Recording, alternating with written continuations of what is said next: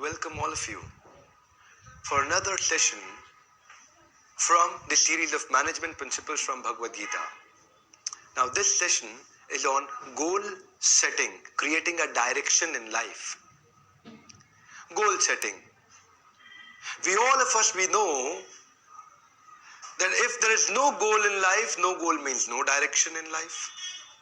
And when there is no direction in life and you're already running in a multiple directions, where do you end up? Nowhere. An envelope which is going to somebody's address and you're sending an envelope from courier without address, where does it go? There is a huge size of ship, but it doesn't have a rudder which gives the direction to the ship. So a ship without a rudder, where does it go? It doesn't go anywhere. So there are a lot of people on this planet Earth who are doing a lot of hard work. There was a survey done by Yale University, and the survey was about how many people in the metropolitan, cosmopolitan cities do they really have a goal in life. You'll be surprised to know that only 2% people on this planet Earth have clear defined goals. The rest are either having some dreams or living a clueless life. But does that mean they're not working hard? They're working very hard. They're working very hard, but they're not working smart. They're running very fast. But what's happening? End of the day, they don't know where have they reached and which direction are they running in. Many times we ask this question to people, what is more important, doing the right things or doing things rightly? So almost in every training program, we see a lot of people telling us doing things rightly is more important than doing the right things. Now, that's the catch. If you pick up a wrong thing, no matter how rightly you continue doing a wrong thing, you end up reaching a wrong place. If you do a wrong thing fast, you end up reaching a wrong place faster. So what's important is to pick up the right thing and then do it rightly. If you're running in a wrong direction, आपकी दिशा ही गलत है, दशा कितनी भी अच्छी हो, no matter how hard you continue running in a wrong direction, you end up reaching a wrong place very fast. So in this regard, we have picked up chapter number 2, verse number 41 of Bhagavad Gita, very important shloka. In the beginning of Bhagavad Gita, Arjuna is directionless. Krishna is giving him direction. Krishna is acting as a mentor, a guide, a counselor, a coach, a teacher to Arjuna in Bhagavad Gita. We need a coach and we have to become a coachee. We all need a counselor, we have to be a counselee. We all need a clear mentor and we have to become a mentee. So let's see how Krishna is acting as a coach, counselor, guide or a mentor in our life. Krishna explains in this sloka very powerful. You like it. Open this sloka later on when you pick up a Bhagavad Gita. Chapter number 2, verse number 41. Vyavasayatmika buddhi ekah kuru nandana. Let me chant this sloka first. Vyavasayatmika buddhi ekah kuru nandana. Bahushakha hi anantascha buddhayo vyavasayinam. Vyavasay atmika buddhi ekah kuru nandana. Let's pick up the first line. Vyavasay atmika buddhi. 3 words. I'll repeat. Vyavasay atmika buddhi. 3 words. Vyavasay is your duty. I am a trainer. So Vyavasay is a trainer. Atmika is Vivek Bindra. Vyavasay atmika buddhi ekah kuru nandana. Hey Kurunandan, Arjuna, become one with your duties and responsibilities, become focused.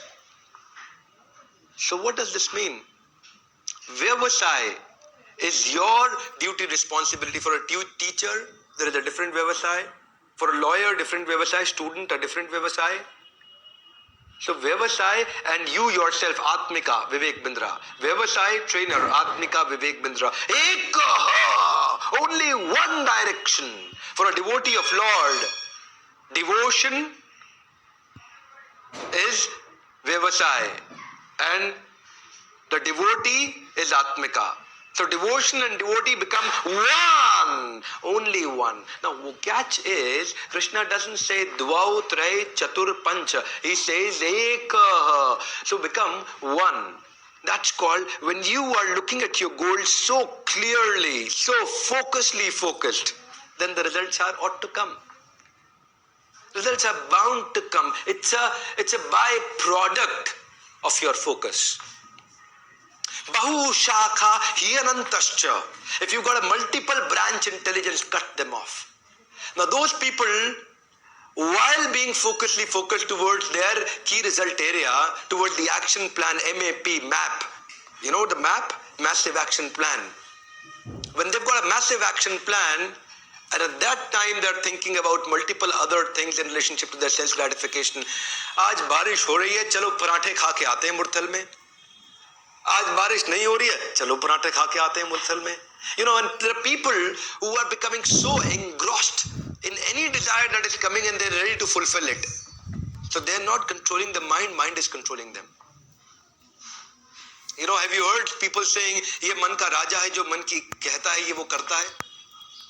तो ये मन का राजा नहीं है, मन का गुलाम है. जो जो मन ने कहा इसने वो सब किया. That means he is not the master of mind. The mind has become his master.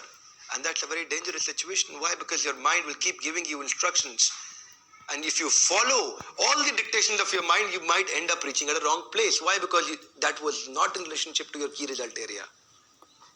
So therefore, Vyavasaya Atmika Buddhi Ekaha, only in one direction. When you've got that kind of a focus, when you've got that kind of a concentration and perseverance, with a lot of hard work, sincerity, focused, you clearly get results. But the moment you think about 100 other things in relationship to your multiple enjoyments while not being focused, what's happening? You tend to go downward into your integrity syndrome. And you know what's a downward integrity syndrome? The downward integrity syndrome is, let us say, if you need to give 100% in your project, in your key result area, and you give only 90%, next time, what will happen? This time you've given 90%, you've lapsed only 10%, but next time you'll go further down and you will only give 90% of that 90%.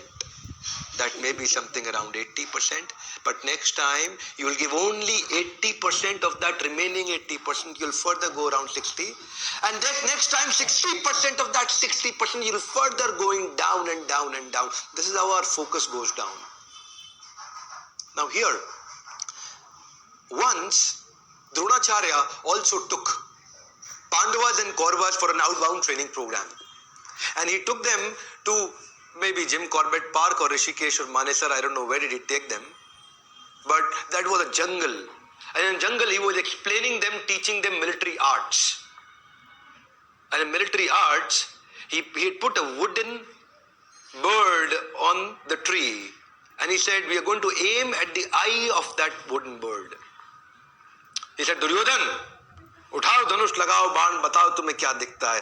गुरुदेव मुझे पेड़ दिख रहा है, और क्या दिखता है? गुरुदेव मुझे चिड़िया दिख रही है, और क्या दिखता है? गुरुदेव मुझे पत्ते भी दिख रहे हैं. शाबाश, very good, stand here.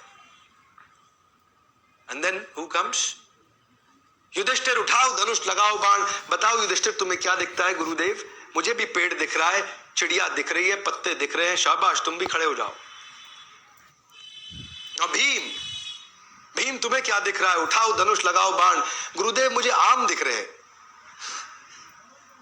Now this is called selective watching. और क्या दिख रहा है? गुरुदेव मुझे बहुत भूख लग रही है, मुझे बहुत सारे आम दिख रहे हैं. और क्या दिख रहा है? गुरुदेव मुझे केवल आम ही दिख रहे हैं, क्या मैं आम तोड़ के लाऊं आपके लिए भी? Now a man who thinks about multiple other things, can he get success? Can he actually hit the bullseye of his goal?